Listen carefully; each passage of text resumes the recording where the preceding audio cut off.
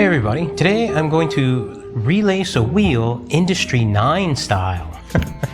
Okay, so as you can see here I have my hubs. I have the old hub that I took out of the wheel that I stripped. I have my spokes, I have my nipples, I have my nipple driver, and I have my spoke wrench. So what I did is I whipped over to the Industry 9 site, and I just wanted to take a peek and see how they laced up their wheels, like what style they used. Okay, and they didn't really show me too much, just on the initial picture, so I had to dive a little bit deeper. And, like I can tell here that basically it's a little more kind of like the Shimano style on the drive side. And there, I just kind of took a peek, at a couple of the wheels there, and yeah, I got the lacing down, so here we go. I'm just going to show you how to do it.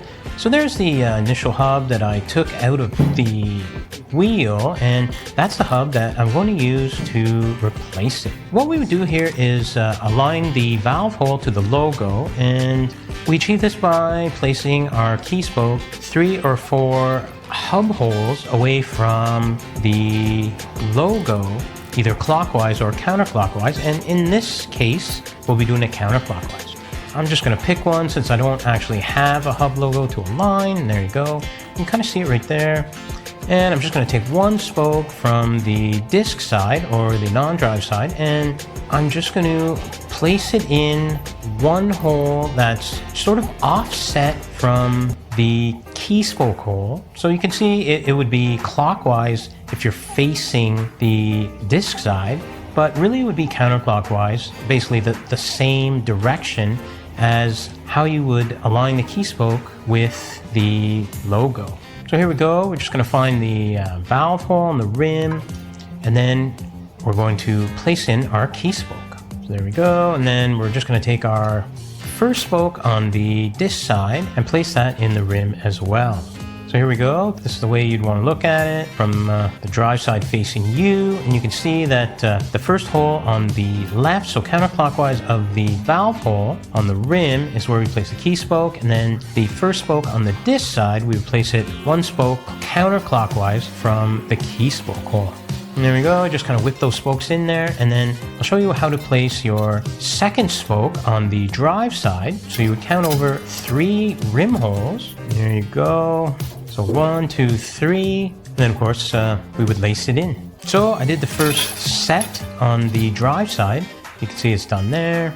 You can see the valve hole, you can see the key spoke, and you can see the first set of the spokes on the drive side are all placed 4 holes apart. Okay, so what we're going to do next is insert our second set of spokes, which is the first set on the disc side. Here we go, and we're just going to do the same thing, but the beauty of this now is you can see how the pattern emerges because I already placed that first spoke on the disc side. So we count over our 3 holes and insert in the 4th. Now we have our first spoke on the drive side that acts as a guide, so you don't even really have to count anymore. You just kind of replicate the pattern that you see right there. Okay, and now we have the second set, which is the first set on the disc side, and the first set, which is the first set on the drive side. And now what we're going to do is make sure we twist our hub the correct way so that we can place in our cross spokes.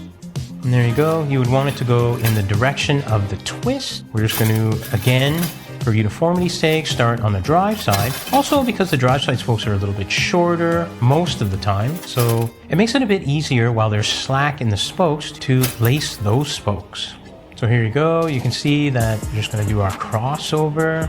So you cross over 1, and then 2, and then under the 3rd, which is the way that they've done it, I think, in the pictures. And now we can see a new pattern emerging here. Almost looks like a crow's foot or like a dove's foot.